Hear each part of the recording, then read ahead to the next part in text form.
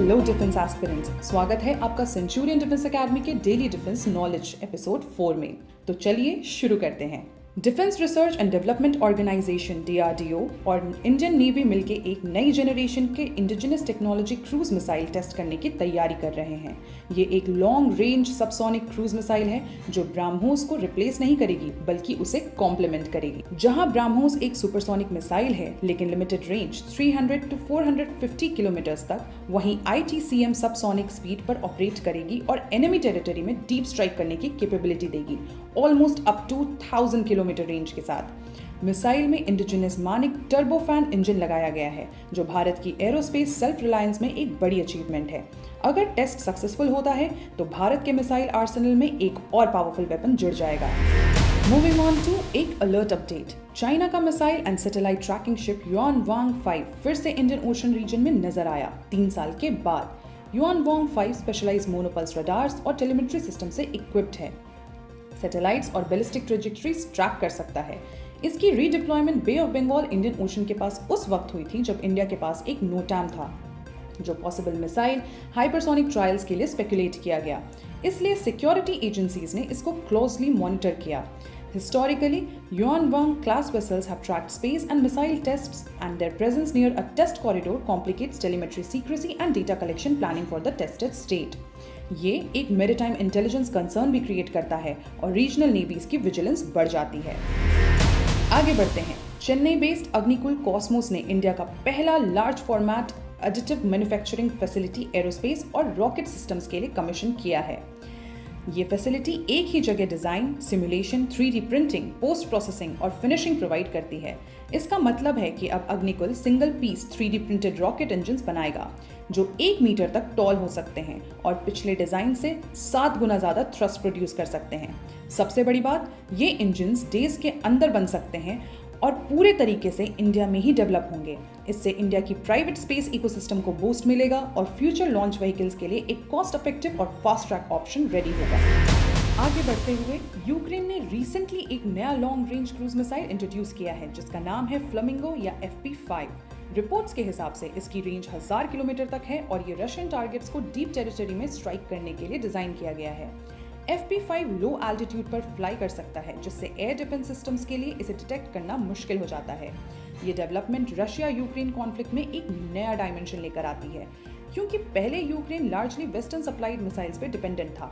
अब अपनी indigenous cruise missile technology लाके यूक्रेन अपनी स्ट्राइक कैपेबिलिटीज को और एनहांस कर रहा है। अब बढ़ते हैं जहां पे इंडियन नेवी ने 2035 तक एक एम्बिशियस गोल सेट किया है, 200 से ज्यादा फ्रंटलाइन वॉरशिप्स और सबमरीन्स ऑपरेट करने का।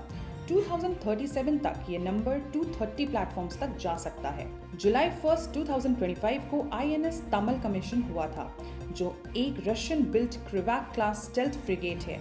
ये सिंबॉलिक है क्योंकि ये आखिरी मेजर वॉरशिप है जो बाहर बिल्ड हुआ। मतलब अब से इंडिया का फोकस बायर्स नेवी से बिल्डर्स नेवी बनने पर है। ये नेवी काटना, modernisation, SAGAR strategy, security and growth for all in the region को सपोर्ट करेगा, जिससे इंडिया अपने मैरीटाइम नेबरहुड में एक प्रेफर्ड सिक्योरिटी पार्टनर बन रहा है। अब बढ़ते हैं रशिया नाटो टेंशंस की तरफ। यूरोप में टेंशंस फिर से एस्केलेट हो रही हैं। एस्टोनिया ने नाटो के आर्टिकल 4 के अंडर कंसल्टेशंस डिमांड किए हैं क्योंकि रशियन MiG-31 जेट्स ने उनका एयर स्पेस वायोलेट किया। पोलैंड, रोमानिया और दूसरे ईस्टर्न यूरोपियन कंट्रीज ने भी रशियन ड्रोन्स की इंकर्शंस रिपोर्ट की हैं। इसके अलावा एक स्पेनिश मिलिट्री जेट जिसमें डिफेंस मिनिस्टर ट्रैवल कर रहे थे, उन्हें रशिया के कैलिनिंग्राड के पास GPS इंटरफेरेंस फेस करना पड़ा। ये इंसिडेंट्स एक डेंजरस ट्रेंड दिखाते हैं जो एक्सीडेंटल एस्केलेशन को ट्रिगर कर सकता है और नाटो रशिया रिलेशंस को और वॉलेटाइल बना रहा है।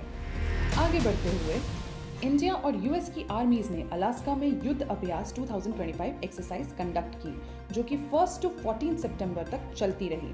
इस एक्सरसाइज में 11th एयरबोर्न डिवीजन और इंडियन आर्मी के पर्सनल ने पार्टिसिपेट किया।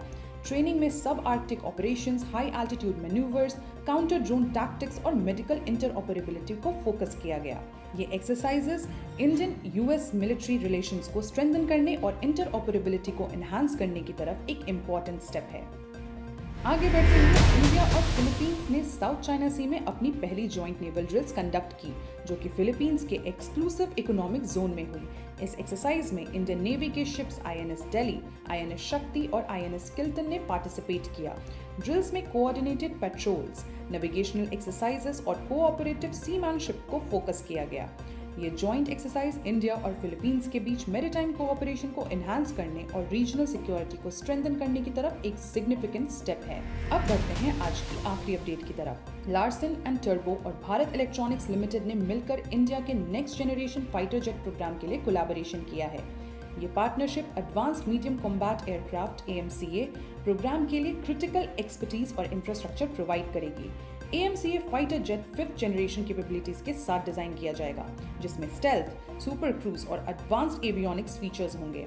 ये कोलैबोरेशन इंडिया के डिफेंस सेक्टर में सेल्फ रिलायंस और टेक्नोलॉजिकल एडवांसमेंट को प्रमोट करेगा।